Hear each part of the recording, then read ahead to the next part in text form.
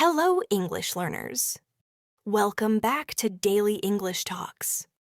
I'm Mia, and today I'm going to take you on a personal and practical journey. A journey about how I started thinking in English. It didn't happen overnight. It was a gradual process, filled with small efforts and consistent practice in my daily life. And in this video, I'm not just going to share my story. I'll also guide you with real-life tips and practice examples that you can follow too. So, whether you're just starting to learn English or you've been learning it for a while, but still think in your native language, this video is going to help you make that switch. That switch where English becomes not just a language you study, but a language you start to live, to think in, to feel comfortable with in your daily life. Let's begin with the very first step of how I began thinking in English and how you can do the same.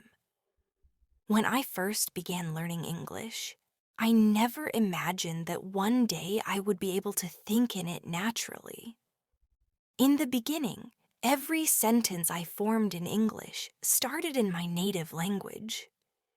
I would think of what I wanted to say, translate it word by word, and then speak or write it in English. But this method was slow and often confusing. I would get stuck on certain words. Sometimes I wouldn't find the right expression, and my sentences felt robotic. That's when I realized that if I wanted to become fluent, I needed to stop translating and start thinking directly in English. So, how did I start doing that? The first and most important change I made was creating an English environment around me. I didn't move to an English-speaking country. I didn't even have many people around me who spoke English. But I still created my own little English world. I changed the language of my phone and computer to English. I started watching English TV shows, listening to English podcasts, and reading English articles every day. I wasn't just learning grammar rules or memorizing vocabulary lists anymore. I was surrounding myself with real English, as it is used in everyday life. At first, I didn't understand everything I heard or read, but I didn't stop. I kept listening, even when I didn't get every word. I kept reading, even when I had to look up some vocabulary. Gradually, I started recognizing patterns. I started hearing common phrases again and again. Words began to make sense without translating them. I was absorbing the language like a child learns their first language, not by studying it, but by living with it. One small trick that helped me think in English was talking to myself. I know it sounds a little strange, but it works. I would describe what I was doing in English. For example, when I was cooking, I would say things like, "I'm cutting the vegetables," or "Now I'm boiling the water." When I was walking outside, I would say, "I see a red car. The weather is sunny today." These simple sentences helped train my brain to use English naturally. Another helpful thing I did was label objects in my home. I took sticky notes and wrote the English word for each item, like mirror, door, window, refrigerator, toothbrush, and so on. I put these notes on the actual objects. Every time I saw them, I would say the word out loud. It was a fun and easy way to build vocabulary and connect the English word with the real thing. Let me give you a practice exercise that you can try today. Choose a room in your house, maybe your kitchen or your bedroom. Look around and try to describe everything you see using simple English sentences. You don't need perfect grammar. Just focus on thinking in English. For example, if you're in the kitchen, you could say, "There is a spoon on the table. The fridge is full of food. I need to wash the dishes." These small daily exercises are powerful. Another practice you can try is called silent thinking. This means as you go through your day, you silently describe your actions in English in your mind. For example, if you're brushing your teeth, you think, "I'm brushing my teeth now. I need to rinse my mouth. My toothpaste tastes minty." You don't need to speak out loud. Just think in English as much as possible. One of the most challenging parts was thinking in English when I was tired or emotional. In those moments, my brain wanted to switch back to my native language. But I learned to pause, to slow down, and to stick with English, even if it took a little more effort. The more I practiced, the more natural it became. Eventually, English started becoming my first response, not just something I translated into. I also started writing a short daily journal in English, just a few sentences each day. I would write about what I did, how I felt, or what I planned to do. For example, today I went to the market. I bought some fruits and vegetables. I feel tired but happy. This habit helped me see how I was improving over time. And it was another way to keep my brain thinking in English. I remember once when I was dreaming and the people in my dream were speaking English. That was the moment I realized my brain was truly adapting. I was not just learning English anymore. I was starting to live in English. And that made all the difference. As I continued practicing English in my daily life, I realized that repetition was one of the keys to success. Just like we learn anything else, repetition helps build confidence and fluency. So I began to repeat simple phrases again and again throughout the day. If I learned a new expression like, "I'm running late," I would try to use it several times that day. I would say to myself, "I'm running late for work," or "I'm running late for my class." By repeating phrases in different situations, I was teaching my brain to use them automatically. Listening also became a big part of my journey. I would listen to English conversations, interviews, and podcasts, even while doing chores. When I was washing dishes or folding laundry, I had English audio playing in the background. I wasn't always paying full attention, but my brain was still picking up sounds, tones, sentence structures, and new vocabulary. Over time, I started noticing that I could understand more and more without needing subtitles or translations. I also started shadowing. Shadowing is when you listen to someone speaking in English and repeat exactly what they say, right after they say it. It's like being an echo. I would find a short video clip or podcast, pause after each sentence, and repeat it with the same tone and rhythm. This helped me train my mouth and brain to speak naturally. It improved my pronunciation and made English feel more natural in my mouth. Let me give you a shadowing practice exercise. Choose a short video or podcast episode, about 1 or 2 minutes long. Listen to the speaker say one sentence. Pause the audio, and then repeat that sentence exactly as they said it. Try to match their speed, intonation, and emotion. Do this for the entire clip. Then try it again without pausing. Speak along with the speaker in real time. This is a great way to start thinking and speaking in English smoothly. Another step that helped me think in English was reducing the pressure of perfection.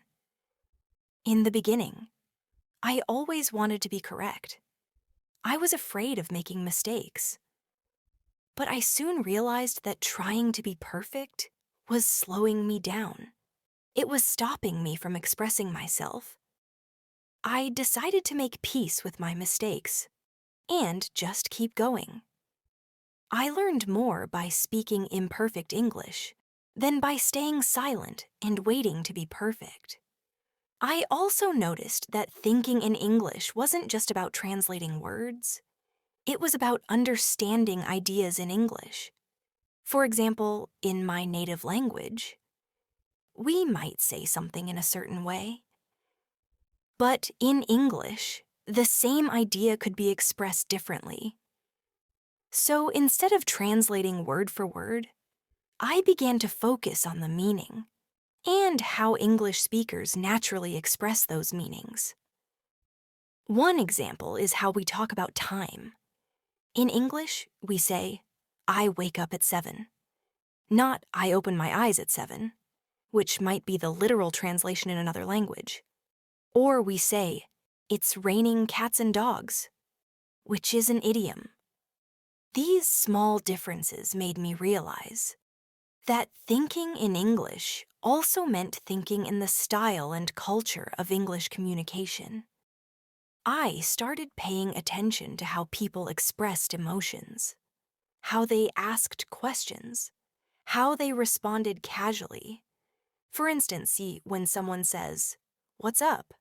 it doesn't need a full answer. Just a "not much" or "I'm good, you" is enough. These little interactions helped me understand how English is used in daily life. A useful practice you can do is to observe and imitate real conversations. Watch scenes from TV shows or movies where people are having normal, everyday talks. Watch how they greet each other, how they say goodbye, how they express surprise or disagreement. Then try to use those same phrases in your own daily thinking. For example, after hearing someone say, "No way, that's amazing," try using it when something surprises you. Another practice that made a big difference for me was using English in small decisions. For example, when I was choosing what to eat, I would ask myself in English, do I want rice or bread? When I was planning my day, I would think, I have to go to the bank, then the grocery store, then meet a friend for coffee. Making everyday choices in English trained my brain to operate in English without switching back and forth. Try this today. Before making any small decision, say it or think it in English. If you're deciding what to wear, say, I think I'll wear the blue shirt today. It's comfortable and clean. If you're going to watch a movie, think, I'm in the mood for something funny. Maybe a comedy. These small moments add up and build the habit of thinking in English. The more I did these things, the more natural English became. It stopped feeling like something I had to study. It became a part of my thoughts, my daily life, and my identity. And you can absolutely do the same. All it takes is small, consistent steps and a lot of patience. Another thing that really helped me think in English was using social media in a smart way. I followed English-speaking accounts on platforms like Instagram, YouTube, and Twitter. I didn't just scroll for entertainment. I chose content that was helpful and educational. Short videos explaining everyday phrases, vocabulary quizzes, even memes, all in English. Seeing English daily in a fun, relaxed way helped my brain become more comfortable with the language. It became something I enjoyed, not just studied. I also began commenting on posts in English. Even just leaving a simple comment like "great photo" or I love this idea was good practice.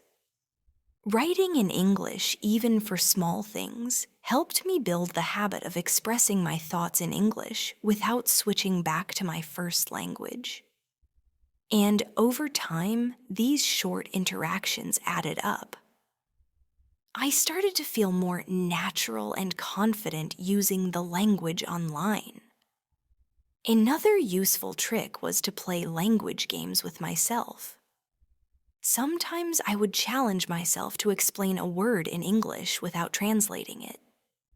For example, instead of thinking apple means a certain word in my language, I would try to describe it in English. It's a fruit. It's round. It's usually red or green. It tastes sweet or sometimes sour. Doing this helped me build stronger connections with English vocabulary without relying on translation. You can try this too. Pick 5 everyday items and describe them in English. Try to use as many words as you can. If you're talking about a chair, you might say, "It's made of wood. It has 4 legs. I use it to sit." This helps you practice thinking in English and explaining ideas clearly. You're not just naming things, you're training your brain to describe and define in English. Another strategy that helped me was to set small goals. I didn't expect to think in English fluently overnight. Instead, I said to myself, "Today I will think in English for 5 minutes." Or, "Today I will write 5 English sentences about my morning." These small, achievable goals gave me daily wins. And each small success made me want to keep going. Over time, 5 minutes turned into 10. 10 became 20. Eventually, I was spending large parts of my day thinking in English without even trying. It had become a habit. And like any habit, the more you do it, the easier it becomes. One powerful activity I recommend is storytelling. Try to tell yourself a story in English. It doesn't have to be long or complicated. Just describe something that happened to you today or yesterday. For example, this morning I woke up late. I didn't hear my alarm. I rushed to get ready. I made a cup of tea, grabbed my bag, and ran out the door. Practicing storytelling in English helps you organize your thoughts and use language in a natural way. You can also invent stories. Make up a character and describe their day. For example, her name is Sarah. She lives in a small town. Today she is going to the library. She wants to borrow a book about cooking. This kind of creative thinking builds fluency and imagination in English. As I progressed, I also paid more attention to the way English feels emotionally. In my native language, some words feel warm, soft, or strong. I wanted to understand how English words carry feelings too. For example, saying "I'm exhausted" feels different from "I'm tired." "I'm thrilled" is stronger than "I'm happy." So I started experimenting with emotional vocabulary. This helped me not just understand English, but really feel it.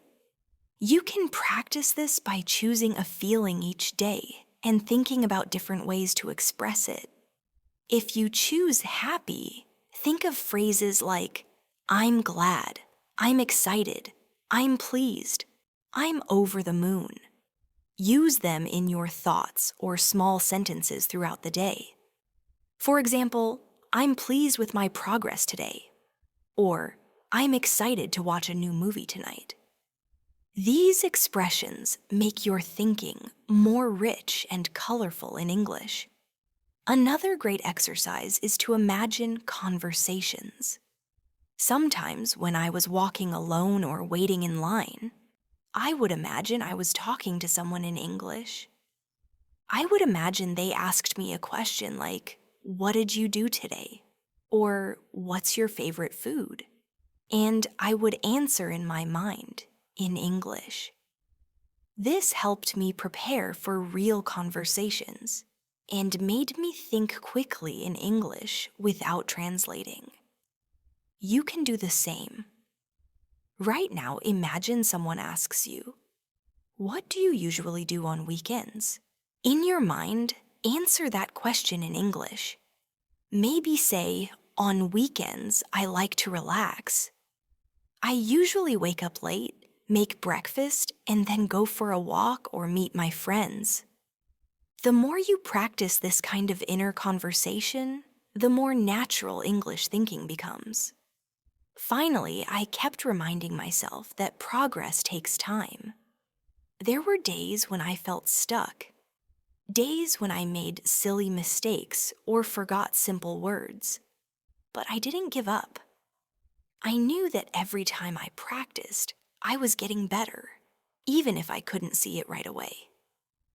Thinking in English is not something that happens suddenly.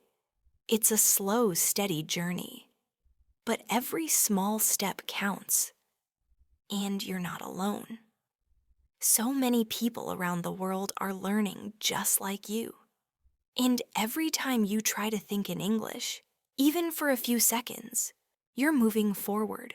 You're building something powerful, something that will stay with you for life. One surprising thing I learned on this journey is that your environment matters more than you think. If you surround yourself with English through sounds, words, and even your phone settings, your brain naturally starts to adapt.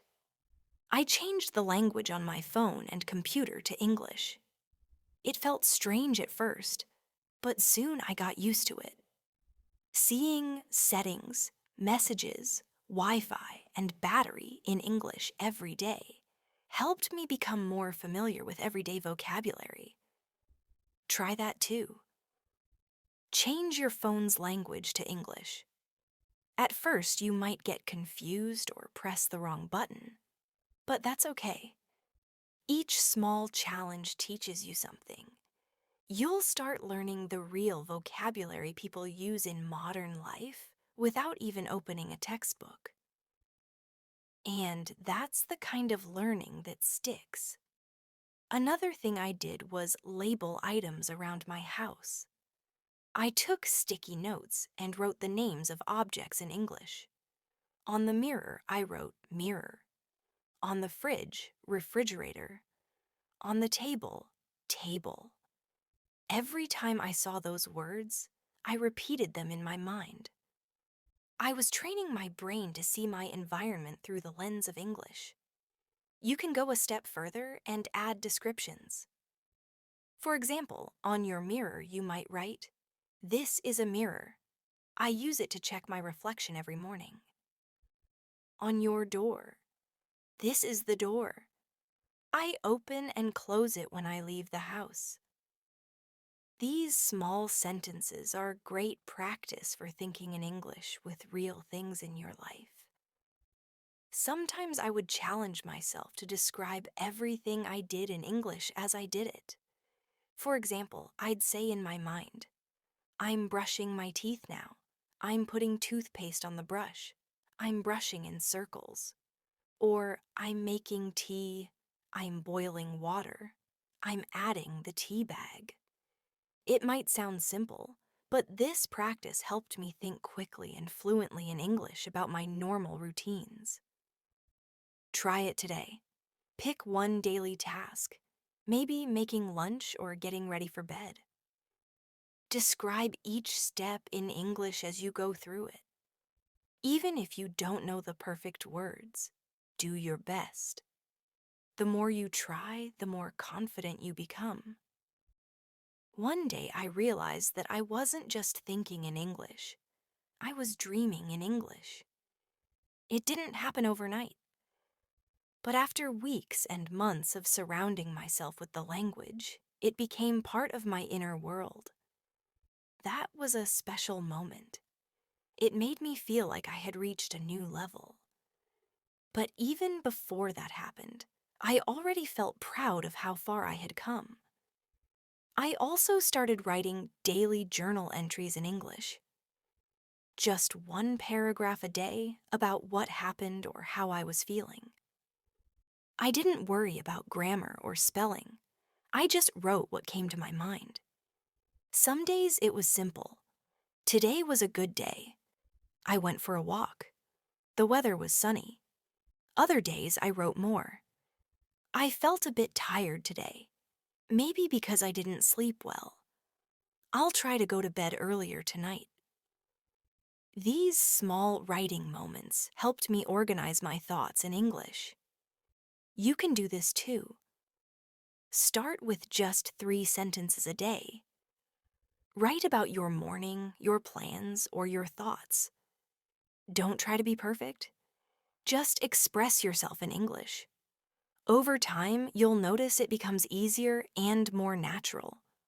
Another tip is to keep a phrase notebook. Every time I heard or read a useful English phrase, I wrote it down. For example, I saw someone say, "That totally makes sense" in a movie. I wrote it in my notebook and practiced using it later. Maybe in my mind I'd say, "That totally makes sense," when I understood something. Or, "I'm not sure about that," when I felt uncertain. This helped me build a personal library of useful expressions. Try to create your own phrase notebook. Whenever you learn a new phrase, don't just read it, use it. Say it out loud, write it in your journal, or think it during the day. That's how you move from learning to truly owning the language. Sometimes I practiced by giving myself imaginary situations. I would pretend I was giving directions to a tourist, or ordering food at a restaurant, or introducing myself at a new job. These little role plays helped me prepare for real-life conversations. I would think, "Excuse me, where is the nearest bus stop?" And then answer myself, "It's just around the corner. Turn left and you'll see it near the pharmacy." These situations made my thinking more flexible and ready for the real world. You can do this anywhere, anytime. While you're walking, riding the bus, or waiting in line, create a short role play in your head. Practice both sides of the conversation. The more you do it, the more automatic English thinking becomes. And remember, mistakes are part of the process. I made many. I still do. But each mistake is a sign that you are trying. And trying is what leads to improvement. If you wait until you're perfect, you'll never begin. So allow yourself to make mistakes. Laugh at them. Learn from them. And move forward. Thinking in English is not a skill you're born with. It's something you build step by step through habits, practice, and consistency. You don't need to be fluent to start thinking in English. You just need to begin. Even if it's just 1 sentence a day, 1 thought at a time. That's where fluency starts. Something else I did to build my English thinking was to create daily mental routines. In the morning, as soon as I woke up, I would greet the day in English in my mind. I'd think, "Good morning. What day is it today?" "It's Wednesday. What do I need to do today?" That small moment of starting my day in English set the tone for the rest of my thoughts. It was like training my brain to speak English before anything else had a chance to take over. You can do this too. Make it a habit to begin each morning with a few thoughts in English. Ask yourself simple questions. How do I feel today? Or what are my plans? And answer them in your mind. This morning check-in becomes your daily practice, and it only takes a minute or two. At night before going to sleep, I did something similar. I reflected on my day in English. I'd think, "Today was busy. I had a lot of work, but I feel good. I talked to my friend, and we laughed a lot.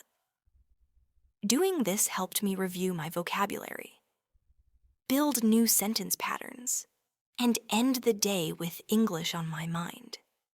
It's like creating a full circle from morning to night. Your brain stays connected to the language. Another powerful habit was listening and repeating.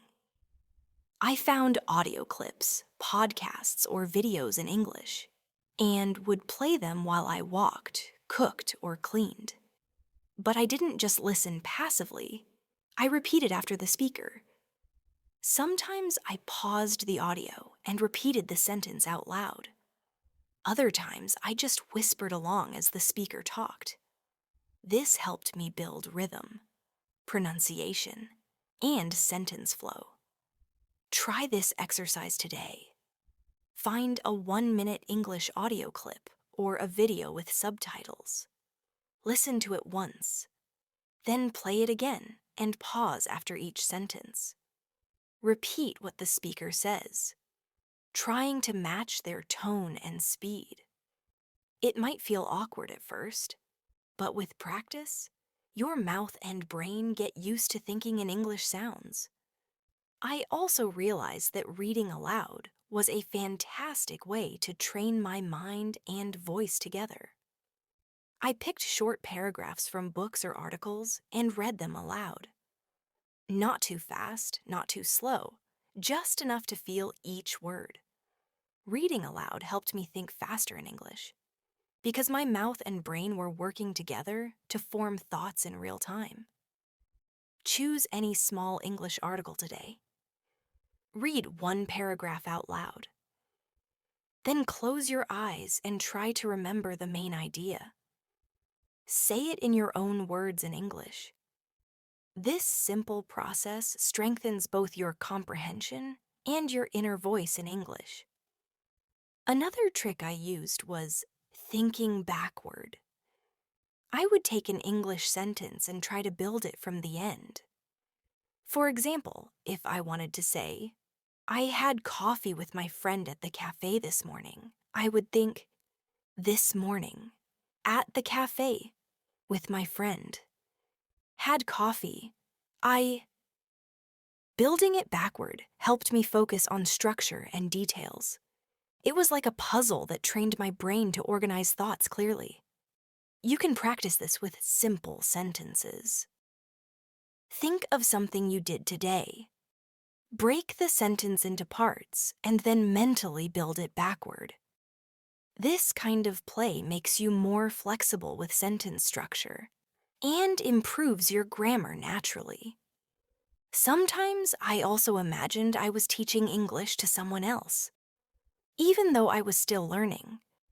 Pretending to explain things in English made me think more deeply. I'd imagine someone asking, "What does confused mean?" And I'd answer, "It means you don't understand something clearly." Teaching, even in your imagination, helps you learn faster because it forces you to think and explain in simple, clear English. Try this technique too. Choose 5 English words and imagine you have to explain them to someone who doesn't speak English. Don't translate. Just use easy English to define the word. For example, if the word is hungry, you might say, it's when you want to eat. You feel it in your stomach. You need food. This is excellent for developing strong thinking skills in English. Another fun way I trained my brain was by imagining short scenes like I was writing a movie. I'd picture 2 people talking at a cafe or a student asking questions in class. Then I'd mentally write the dialogue. Hey, do you want some coffee? Sure, thanks. I'll have a cappuccino. Great choice. So, how was your day? These mental dialogues made English more lively and creative. I wasn't just studying, I was creating. You can do this too. Close your eyes and imagine a situation. Maybe you're traveling, maybe shopping, maybe meeting a new friend. Now build a short conversation in English around that scene. Don't worry if it's not perfect. Just let your mind play with the language. This playful practice builds fluency in a relaxed and enjoyable way. I also used English when I was emotional. If I felt excited, upset, or nervous, I tried to describe those feelings in English. For example, if I felt nervous before a meeting, I'd think, I feel a little nervous. My hands are cold. I hope everything goes well. Or if I was happy, I'd think, I feel so happy today. Everything is going right. I just want to smile. Connecting English with real emotions helped me speak more honestly and naturally. Try this the next time you feel something strong. Describe the feeling in English. Say it in your mind or write it down. Emotions are powerful, and when you use English to express them, the language becomes more personal and real. I learned that thinking in English is not just about vocabulary or grammar. It's about using the language to live, feel, and express. The more I practiced in daily life, the more it became part of me. English became my second voice. A quiet voice at first, but then louder and stronger with time. There were times when I felt stuck. No matter how much I practiced, I thought I wasn't making progress. I doubted myself and felt like giving up. But I kept reminding myself why I started. I wanted to think in English because it would give me more freedom. Freedom to travel, to meet new people, to understand movies and books. And most of all, freedom to express myself clearly. On those days, I focused on small wins. I would remind myself that even thinking one sentence in English was better than none. I would tell myself, you are improving, even if you can't see it today. And slowly, those small thoughts became big changes. I started to believe in my ability to think and live in English. It also helped to celebrate little moments, like the first time I understood a joke in English without subtitles, or when I gave someone directions in English without pausing. Those small victories gave me confidence. They reminded me that my efforts were working. Another thing I did was listen to music in English. I would read the lyrics and try to understand the meaning. Then I'd sing along and think about the feelings in the song. Music is a great way to learn because it stays in your head. You don't just listen to words, you feel them. Songs like Let It Be or Imagine stayed with me and helped me connect emotionally with English. You can try this too. Choose a song you like in English, look up the lyrics and read them. Then listen to the song and sing along. After that, think about what the song is saying. What is the message? How does it make you feel? This turns music into a tool for thinking and feeling in English. There were moments when I didn't understand something, and instead of switching to my native language, I asked myself questions in English. For example, if I saw a new word, I would ask, what does this word mean? Where can I find it? Have I heard it before? These questions helped me stay in English mode and keep thinking in the target language. You can practice this too. The next time you're confused, stay in English. Ask yourself, what is this about? Do I understand it? What do I need to learn? By using English to solve English problems, you make your mind stronger. I also liked practicing with pictures. I would look at a photo, maybe of a park or a street, and describe everything in English. There's a boy playing with a ball. A woman is sitting on a bench, reading a book. The trees are green and the sky is blue.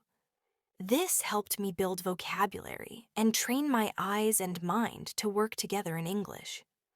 Find a photo online or in a magazine and try this.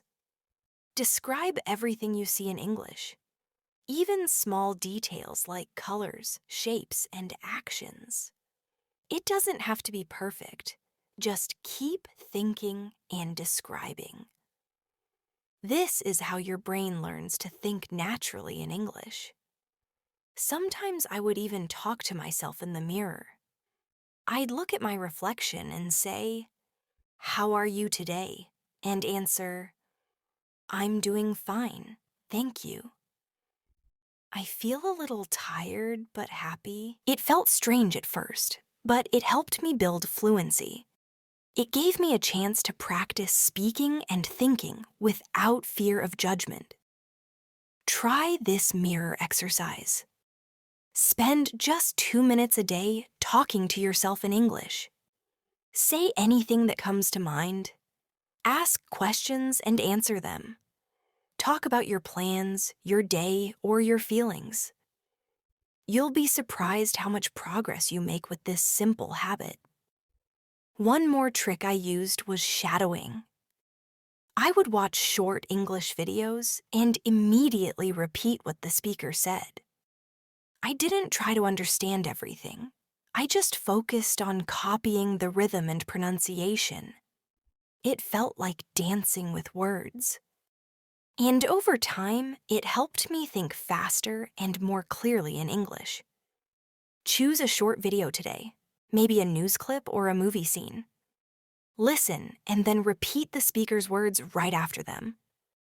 Don't worry about understanding everything at first.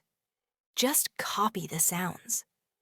This is great training for your ears, tongue, and brain. In the end, thinking in English became a part of my life. Not just a study habit, but a way of living. It changed how I see the world. It gave me access to new ideas, cultures, and people. Most importantly, it gave me the confidence to be myself in a new language. And that's something you can achieve too. No matter where you are starting from, no matter how slow it feels, you can build the habit of thinking in English. Step by step, day by day, your brain will adjust. You will stop translating and start living the language. Even now, I keep learning. There's always more to explore, more to understand, more to feel through English. But every day I spend thinking in English is a step toward becoming the person I want to be. Curious, open, and connected to the world. You are already on this journey by listening to this. And I believe in your progress. Just keep thinking in English. One thought, one feeling, one word at a time. Sometimes the most powerful thing you can do is simply pause and think in silence. Not every moment needs to be filled with sound or speech. In those quiet times, when I was walking, waiting, or just resting, I let my mind wander in English. I would think about my dreams, my past, my future, my favorite stories. All in English. These silent thoughts became the foundation of my fluency. You can do this too. You don't need a phone, a book, or a lesson. Just a few minutes of silence and your imagination.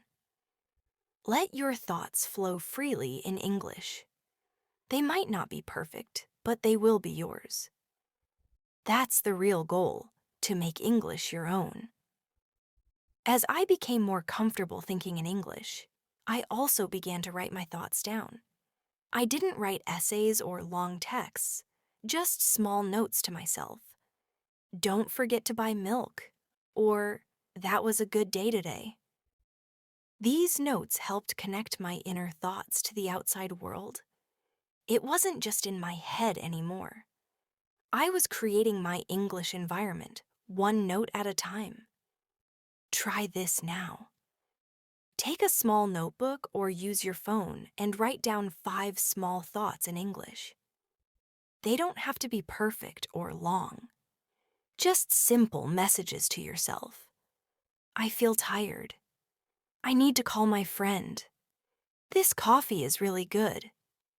These little expressions make a big difference over time. I also started using English in my dreams. Not always, but sometimes I would realize I was dreaming in English. It didn't happen overnight. It came after lots of practice and thinking in English throughout the day. When your brain starts to dream in English, it means the language is becoming a deeper part of you. If that hasn't happened to you yet, don't worry. Just keep practicing. Let English be part of your mornings, your routines, your choices, your problems, and your joys. One day, without even trying, you'll find yourself dreaming in English too. Another fun way I practiced was using imagination games. I would pretend I was a news reporter and say, "Good evening, this is Mia, reporting live from my kitchen." Or I'd pretend I was a teacher explaining something to students. Today we're going to learn about the past tense. These playful moments weren't just silly. They were incredibly helpful. You can try that too. Play a role in your mind. Be a chef, a tour guide, a radio host, anything you want. Speak as that person would speak in English. Make up a short scene, a situation, and just let yourself enjoy it. It's practice, but it's also creativity and joy. One more practice that really helped me was comparing how I thought in my native language to how I wanted to think in English. I noticed that some ideas were easier in one language and harder in another. So I would take a thought like, "I'm excited for tomorrow," and think about how to say it in the simplest English possible. "I am happy because something nice will happen tomorrow." Breaking things down made everything clearer. You can try this practice too. Think of something you want to say in your own language, then try to say it in simple English. Don't worry about being exact. Focus on being clear. That's what fluent thinking is all about. Not fancy words, but clear thoughts. With time, I realized that thinking in English didn't mean losing my identity. I was still me. I just had more ways to express myself. I could speak to more people, understand different cultures, and explore more of the world. Thinking in English became a way to connect, not to replace. You don't have to let go of your first language. You're adding a new one. You're expanding your voice. You're growing. So if you're on this journey, remember this. Be kind to yourself. Be patient. Celebrate small victories. Make English part of your life, not just a subject you study. Think about your food in English, your plans, your hopes, your emotions. Use English to live your real life, and always keep practicing. Talk to yourself. Listen actively. Repeat. Write notes. Dream. Imagine. Describe pictures. Ask questions. Keep going. This journey never truly ends, and that's the beauty of it. Every day brings new chances to think a little more in English, to say something a little more clearly, to feel a little more connected. Thank you for being here with me today. I hope my story helps you in your own journey. Just remember, the more you think in English, the easier it becomes. And one day, you'll look back and realize, I don't have to try anymore. I just do it. Keep going, keep growing, and keep thinking in English. I'll see you in the next session.